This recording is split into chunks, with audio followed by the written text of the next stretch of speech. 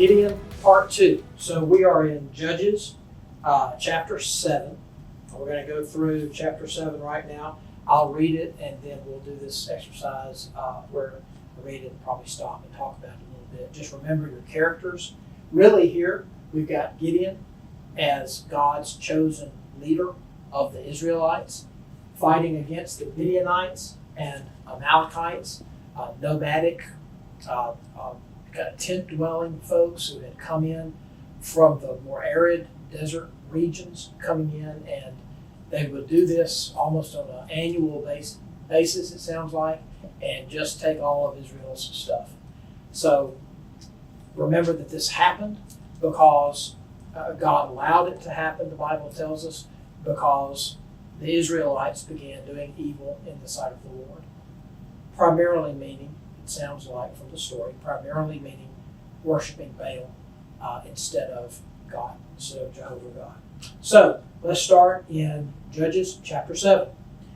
Then Jerubbaal, that is Gideon, and all the people who were with him rose early and camped beside the spring of Harod. And the camp of Midian was on the north side of them by the hill of Morah in the valley. Remember that little part, that they were camped by the hill of Morah. We'll come back to that in a minute. The Lord said to Gideon, "The people with you are too many for me to give Midian into their hands, for Israel would become boastful, saying, 'My power has delivered me.' Now therefore come, proclaim in the hearing of the people, saying, 'Whoever is afraid and trembling, let him return and depart from Mount Gilead.' So 22,000 people returned, but 10,000 remained." So here's what we've got going on. You've got the Midianites camped kind of on the other side of the valley. And in my brain, I don't know if the geography works out like this, but in my brain, you could see their camp. And this story is going to tell us 2 or 3 times that they were like locusts in the valley. Their camels were innumerable. There were just lots and lots and lots of men, warriors, camels. They were scared. The Israelites didn't know how to fight against camels. So they were in a pretty bad situation. Now, apparently, from calling on at least some of the tribes of Israel, Gideon had collected an army of 32,000 men. He probably still thinks that he is woefully understaffed, right? He thinks he probably looking out at this valley where the Midianites and Amalekites are like locusts. He probably thinks this really is just not a large enough army to go against these people and their camels. But God comes to him and says, "Look, if I let you go over there with 32,000 people and you win the battle, what are you going to say?" All the Israelites are going to say, "Well, we won the battle. We, the Israelites, the people, won the battle. We did this with our own power." And God says, "That's not what's going on here, and that's not the way I want this to be seen or perceived. So we're going to have to narrow down your army." And I'm thinking Gideon is going like this at that time, right? God says, first of all, go to him and say, "Look, if you're scared, anybody who's trembling, just go on home. Just go on home. Thank you. Appreciate you being here. Go on home." When he did that, 10,000 people left. So he had about 22,000 people. 22,000 people left. So he only had about 10,000. So he had an army of about 10,000 people. Now, I imagine Gideon is looking across the valley at this point thinking, I really don't know how we're going to do this. How am I going to go up against that mass army with only 10,000 men? Well, let's pick up in verse 4. Then the Lord said to Gideon, "The people are still too many. Bring them down to the water, and I will test them for you there. Therefore it shall be that he of whom I say to you, 'This one shall go,' he shall go with you, but every one of whom I say to you, 'This one shall not go with you,' he shall not go." So he brought the people down to the water, and the Lord said to Gideon, "You shall separate everyone who laps the water with his tongue, as a dog laps, as well as everyone who kneels to drink." Now the number of those who lapped, putting their hand to their mouth, was 300 men, but all the rest of the people kneeled to drink water. The Lord said to Gideon, "I will deliver you with the 300 men who lapped, who drank like this instead of kneeling down and putting their face in the water." and I will give the Midianites into your hands. So let all the other people go, each man to his home. Now at this point, Gideon's really got to be saying, okay, wait a minute, God, what have you gotten me into? I had 32,000. You've already sent 22,000 of those home. I've got 10,000. I'm already pretty worried about how I'm going to win this battle. And now you're cutting me down to 300? So it's a wonderful story about what God does from here. Let's talk just a little bit about this test. In reading what the scholars say about this, most of the scholars don't see a lot of meaning in like it's a bad thing. All the people who kind of got down on their hands and knees and drank straight from the water, they're the ones that went home. And the ones that pulled the water up, I still don't, I do that, but I still don't lap the water with my tongue, But anyway, that's the way the story is. But the ones that did like this, perhaps it showed that they were a little bit more alert, that they weren't just, all the way down on hands and knees putting their face in the water. The scholars will say, maybe it's trying to show that they were a little bit more like valiant warriors, that they were alert, staying alert all the time, looking around them as they were drinking. But most of the scholars tend to say that it probably doesn't mean a lot. There's nothing wrong with getting down on your hands and knees and drinking water. That's just the test that God used. So we're down to 300 people now. And again, God's point here being, I'm going to show you that this is God's victory, not your victory, not mankind's victory, not Israelites' victory. Excuse me.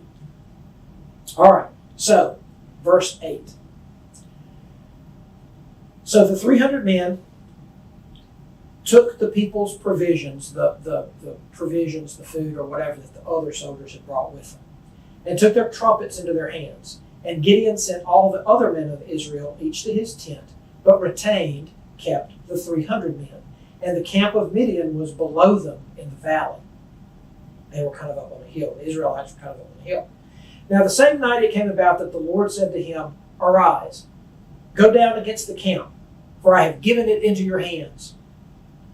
But, and this is just God being gracious, but if you are afraid to go down, go with Purah, your servant, down to the camp.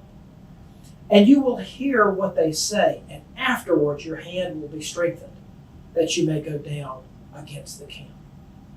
So he went with Purah, his servant, down to the outpost of the army that was in the camp, sneaking down at night, sneaking down the hillside to hear what the Midianite people were saying, probably going to be listening to the sentries, to the outposts of the Midianites. Now remember, I say this is just God's grace, God's kindness. God shows up, and the first thing he calls Gideon is valiant warrior. But remember that even at that time, what's Gideon doing? He's hiding in the wine press, trying to thresh some wheat, to get the kernels of wheat and hide them from the Midianites. So the first time we see him, he's hiding basically from the Midianites. The next thing we see him do is go tear down the altar of Baal. But remember when he did it, the Bible tells us he was scared of the people, of the townspeople, basically. So he did it at night. So what we're seeing here is kind of a reluctant hero, right? We're seeing someone who, just like I would be certainly, is scared of what God has asked him to do. So God in his graciousness says, all right, it's time for you and your band of 300 to go and defeat this huge Midianite army. But if you're scared about it, let me help you out a little bit. Sneak down into the valley and listen to what they're saying. And at this point, God starts playing mind games with the enemy, which is really interesting. Verse 12. Now the Midianites and the Amalekites and all the sons of the east were lying in the valley as numerous as locusts, and their camels were without number, as numerous as the sand of the seashore. When Gideon came, behold, a man, and this is probably one of the sentries of the enemy army, a man was relating a dream to his friend. And he said, one Midianite saying to another, Behold, I had a dream. A loaf of barley bread was tumbling into the camp of Midian, into our camp. And it came to the tent and struck it so that it fell, and turned it upside down so that the tent lay flat. And his friend replied, This is nothing less than the sword of Gideon, the son of Joash, a man of Israel. God has given Midian and all the camp into his hand. So you got one man, you got one sentry who has a bad dream. God sends him this dream of this loaf of bread. Again, this is something that the scholars really don't, it's barley. What does that mean? The scholars don't really give a lot of meaning to that, But this loaf of bread, maybe because barley is something that was grown and because the Israelites were more settled farmers fighting against the Midianites who were more roaming nomads. So maybe it's got kind of this farmer versus nomad feel to it. But anyway, and in my brain, and since I've heard this as a child, I'm seeing this enormous giant loaf of barley, right? This 10-foot loaf of barley bread. And it comes rolling down the hill and starts knocking down their tents.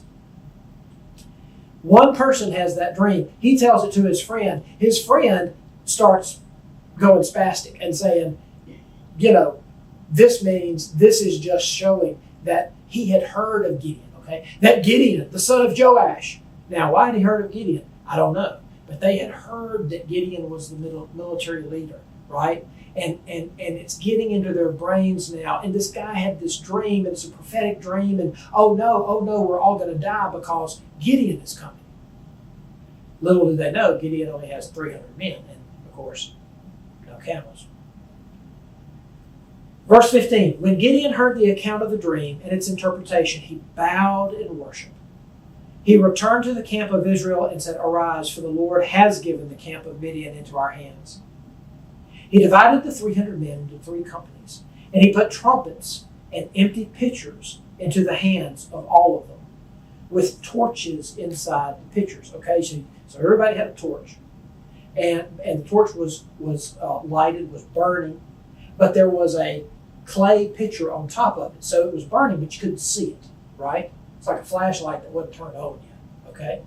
But it was burning, ready to be seen. And in the other hand, a horn, probably a ram's horn, that would make a loud, those loud, mournful type of notes, but something that the Israelites blew when they were trying to assemble their troops and call their people together. And that's what they had. And of course, probably a sword strapped at their side. But in their hands, they had the torch with the clay pot over the top. Of course, a clay pot easily could be broken. And the ram's horn. All right. Verse 18. When I and all who are with me blow the trumpet, then you shall blow the trumpets all around the camp and say, for the Lord and for Gideon. Verse 19. So Gideon and the 100 men who were with him came out to the outskirts of the camp at the beginning of the middle watch, when they had just posted the watch. So this was probably around midnight, a little after. They've just done the changing of the guard.